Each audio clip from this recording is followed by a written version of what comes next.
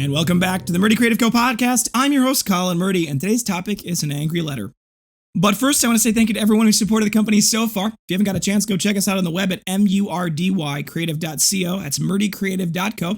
Or you can check us out on Facebook and Instagram by searching at murdycreative.co to see the best of our product shots. Follow us to keep up to date with our daily photos and be the first one to know about new product launches. You can also use the subscribe button at the bottom of our website to be included in all of our new product announcements. Be sure to check out our laser engraving, personalization options, and exclusive colors on the website, or you can get a blank one on Amazon Prime.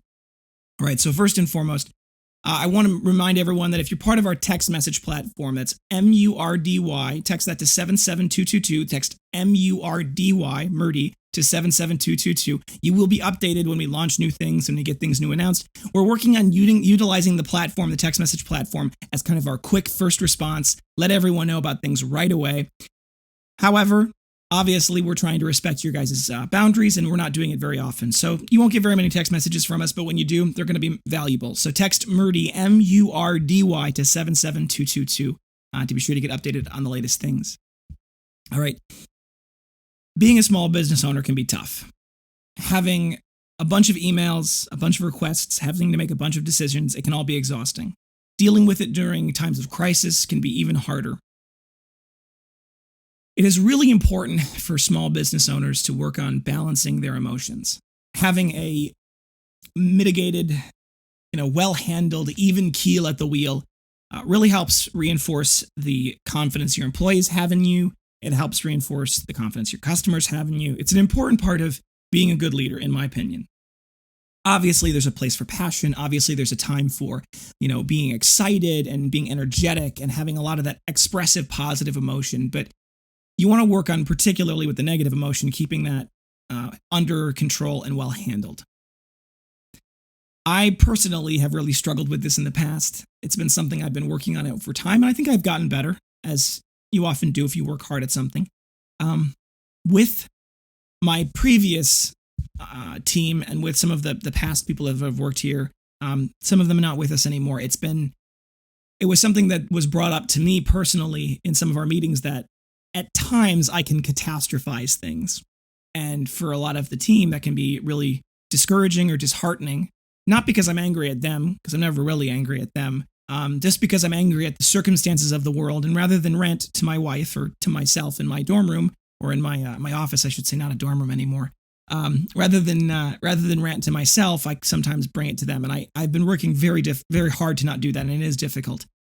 Because when you're excited about things, it's easy to share that with people. But when you're angry about things, you really want to vent that to someone as well. And it's been important to me to not vent that to my employees. I've been really trying to not vent that to any customers or anybody who reaches out to me as well. But there was this one instance, and I'm going to tell you about it, where someone had reached out trying to sell me something.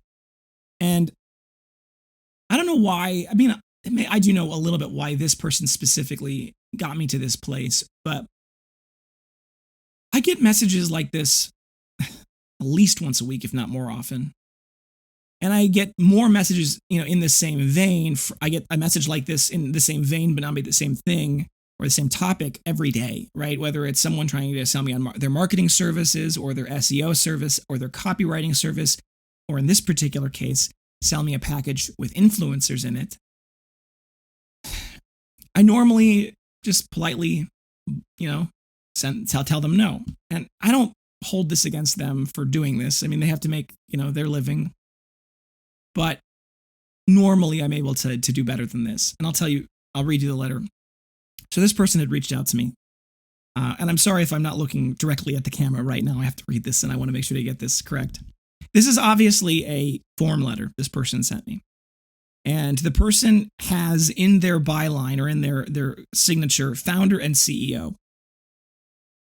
And one of the things they had sent to me was, I'm reaching out about our upcoming event. It's a calendar given away, and here's all of these different influencers there's 5 influencers, all with either, the top 2 have 2 million followers. The next one has 368K. Another one's got 1 million. Another one's got 2 million. So they, sent me this email with all their stats. I had responded Thank you, but we aren't interested at this time. And then this person responded back, due to cost or something else. Feedback is always helpful and appreciated. And I responded with a very long email. And as I was writing this email, there's a part in it where I say, maybe I shouldn't send this. But I want people to know as I read this to them that I meant this with the best intentions, and I truly stand by what I said as far as this is the problem with this particular area. And so I said, hello, blank. We have put all of our influencer marketing on an indefinite hold. We've tried various methods of working with ambassadors in the past, direct relationships, groups of ambassadors, through a marketing firm or handler, platform ambassadors like Brand Ambassador, and all of them have come up short in generating any real relationships or customers. Too many influencers don't have the ability to create real sales because their audience knows that the promo is precisely that, advertising. The only ambassador relationships that have worked for us are people who find us and buy our product and love it. They post about it without us compensating them, and because their love is honest, people want to buy from us. With those influencers, we have a simple referral program where people use their link and get $5 off their first purchase, and we give the ambassadors $5 in in-store credit. The ones who do really well can redeem their referral points for cash if they reach out to us. That's something that we haven't really announced yet, but it's true. I have become very disillusioned with the influencer industry as a whole, and I'm a bit sad about that. The whole process has become too formalized, and thus it's lost its only advantage, and that was an honest recommendation that came from real loyalty to brands that you love. This is by no means exclusively your fault, and I don't mean to be disrespectful or rude. Your follow-up was perfectly reasonable and a classic sales technique that is tried and true. I don't know you personally, and I'm sure you're a fine person just trying to make a living like the rest of us, and I've spent so many of my very limited marketing dollars chasing after this pot of gold. Of all the places I've wasted money, influencers and outside marketing firms are the worst offenders. Perhaps I should just delete this email and not send it. Maybe it's better if I politely make up some banal excuse like, with COVID, we've just been restricted in our current marketing budget, perhaps in the future. I'm sure others have said that to you. Everyone walks away from that interaction feeling disappointed but satisfied. The business owner thinks, why do I keep getting these emails? They're such a waste of time, but maybe this is well enough for me to be left alone. And the sender thinks, I wish this economy would approve so I can land more of these accounts. And the truth of the situation dies in darkness. Just complaining on my part doesn't really help me or you. It just makes us both feel like we've ingested a mild poison. Here's a way to fix it. Find me one influencer, a person you think would really like our products genuinely. I hope you know your influencers personally and can understand what they like, not just in a corporate way, but in a really honest way. I want to have a Zoom call with them for like an hour. Tell them our company story, create a relationship that makes them feel like they're part of this, and share with them why what we do is an amazing art and get them excited and passionate. I want them to have my cell phone number and I want to have theirs. I want us to be friends because then they really care if this works. Because they know whose money they're taking and what each of those dollars mean. That way, if it is going poorly, they'll go to that extra mile to make it work. Not because they want to get paid more, but because they want to live up to their end of our friendship. I want them to be a real person, and I want me to be real to them. Then, after a few weeks of them promoting a personal journal and a few posts or stories, not because they get paid per post or per story, but because they love their journal and carry it everywhere so it shows up in their life. I get on another Zoom call with them and we talk through a special journal. Maybe it has their signature on it or their logo. Maybe it's a piece of art they love or created. That journal is theirs to promote. We do all the fulfillment and manage all the customer service, and then rather than paying them a flat fee, they get paid a portion of the sales of the journal. That way, the flat fee burden is off of us because we only have to pay if they sell books, and it frees them up to make a lot more money through their hard work. That's what I want. That creates followers for us that don't unfollow the second the giveaway is over. That creates sales that comes from people who love us. That creates a sustainable business where everyone wins over and over. I don't know if anyone does this kind of influence or any work anymore. I hope this helps. Colin Murdy. So I read that to my wife, and her first words are, "You're so dramatic." And I am. But I think I'm right.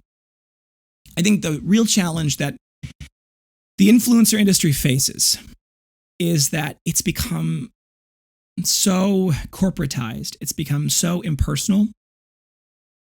And what's the point of having an impersonal influencer? The reason why people follow influencers is because they like them and they trust them and they want to be like them. And if the influencer is only promoting something because they're getting paid to do so, that's not a genuine recommendation. That's not a genuine referral, and their audience knows it. Their audience can feel it. And it's funny because I've seen instances where an influencer, I'm thinking of specific ones, so I'll tell you. Gary Vee launches his shoes every so often. He does these special limited edition shoes. Now, Gary Vee is an influencer, truthfully. He's actually very good at it. And he doesn't make the shoes. He doesn't fulfill them. He doesn't do any of that stuff. All he does is work with the company to design the way the shoe looks and give the shoe personality. And then he promotes it. It's brilliant. It's simple. And frankly, it's a really good way of doing it. I think more influencers, and if there are any influencers listening to this, I think more influencers need to realize that the best way that they can create real value for themselves and for their audience and for the businesses they work with is to create a genuine referral, a genuine relationship with the brands they actually like. Then it comes off honest. And then it really means something. But who knows if it'll change? I think what it would take to change is a lot of hard work. And I think the problem is that there are too many brands being, I would say, deceived. That's not right. There are too many brands that are willing to go along with the dream that if they just pay these influencers for this post, it'll work. And they're hoping that it's that simple. And even though it's expensive, they're hoping it works. And for the influencers, there's so many businesses out there that are willing to do that, or at least to do that once, that they don't have to really put in the work. And so we carry on like this. And there's a new business being born every day. So there's always an infinite pool of bad resources. But who knows? Maybe things will get bad enough. Maybe the influencer market will become so saturated to the point where a genuine promotion from a genuine brand is actually an appealing thing, where they realize that the best way they can do it is to be honest. And I think that's difficult for a lot of influencers, because I think a lot of them have spent a lot of their time not being genuine and not being honest, and instead cultivating an image. And that can really go quite counter to genuineness in many ways. But we try, right? We keep trying. And for those of you who are looking to start an influencer company, and I know there's plenty of you out there who are looking for my recommendation as a business owner for what it would take to make it successful, be honest. Don't do giveaways. Don't do post for a cost. Don't do a story for here's our cost for our story. That's valueless. It's worthless. It's expensive and worthless. Find people who are good people. As an influencer handler, find good people who are genuine, who have genuine followings, and find brands that they actually like and want to promote and create a relationship there. And I don't think I'm crazy. All right, folks, thank you guys for tuning in so much. Be sure to check back in on Thursday for our next topic, and don't forget to check that subscribe button to be sure to get the latest podcast right away. Definitely hit the alert button as well. I've been doing my best to stay on top of things, but I haven't always been that good. So by signing up for the alerts, you'll get notified when I post something new. If you have any questions or concerns about your leather binder, journal, folio, mask, or accessory, feel free to contact us on the main page of our website at murdycreative.co, or you can contact us via our Instagram and Facebook. You can text, email, call, direct message, all the usuals. We'll do our best to get back to you as soon as possible. But we do appreciate your patience. That being said, if you want an answer to a question that's a little more complicated, the best way to reach out to us is truthfully by email. I'm not always very good about getting to our Instagram DMs right away and our Facebook DMs. There's just so many of them that it's hard to get to them. So email is truly the best way to get a hold of us with a complicated question. We normally are able to get back to them within 24 to 48 hours. And if you have a quick question, something that's just an off the top of your head thing, you can either call us 414-434-9001, or you can text us. It's a cell phone number, 414-434-9001. Text message is normally the best way to get a hold of us in a hurry. We don't always answer our text messages when it's not our normal 9 to 5 working hours Central Time. So if you don't hear a text message response right away, we'll work on getting to it in the morning. That doesn't mean that always. Sometimes Melinda does answer texts later in the evening, but I don't make her do that. So if you do send us a message, though, feel free to give us a shout out if you don't hear anything in a couple of days, because sometimes things go to our spam. But definitely, please give us that 24 to 48 hours to respond. If you think we deserve it, a good review can go a long way to help us grow our new community. And on this topic, we have a new page on our website, murdycreative.co/reviews. On that page, you can read all of our reviews. We were having a problem where some of our Facebook reviews were disappearing. And I was looking into it, and it appears that the reason why they're disappearing is when people delete their Facebook profiles, their reviews disappear, which is great. But anyway, so what I've started to do is I've started to screenshot our reviews as they come in on our Facebook page, which is a nice third-party handler so people know that we're not lying. I'll just screenshot their reviews and I post them to our website. You can go check those out, murdycreative.co/reviews. If you want to leave us a good review, there's a button right there to do so. If you have a question or concern or an issue, or you'd leave us a bad review, click on the I have an issue with my thing, and we'll be happy to help fix it for you, because we only want good reviews, and the way we take care of that is we fix any problem you have, and we stand by that. So definitely go please leave us a review. If you want to leave a review on the podcast, I love them. I read them. They help. So definitely leave a review on whatever listening app you're listening on. You can also listen to the podcast now, if you don't prefer whatever listening app you want to, by listening on murdycreative.co/podcast. I know we're creating all of these great things on our website. You can go listen to it there. It's a great place. It's got all of the feed. You can actually even download the podcasts if you're the kind of people who like to snippet things and you want to put things in different places. I don't mind that. Please obviously give us credit if you're going to do so. That helps people find us. It helps you guys. And please, please, please don't take my words out of context and stitch them together to create something terrible. That would make me sad. Anyway, I definitely want to engage with you guys. So definitely reach out to me with podcast topics. Send them my way. You can send them via email. You can text them to us. You can give us a call, whatever the case might be. Send the podcast topics. You can also comment on our YouTube channel with podcast topics you want to hear more about. I'm happy to talk. If you want to tell your friends about our company and you want to make a little money doing so, I didn't reference this earlier, but you can go to our website. Down in the bottom left-hand corner, there's a rewards. Just click on the rewards button. You get loyalty points for when you buy stuff, so that's great. It's like 5% back on any purchase you make.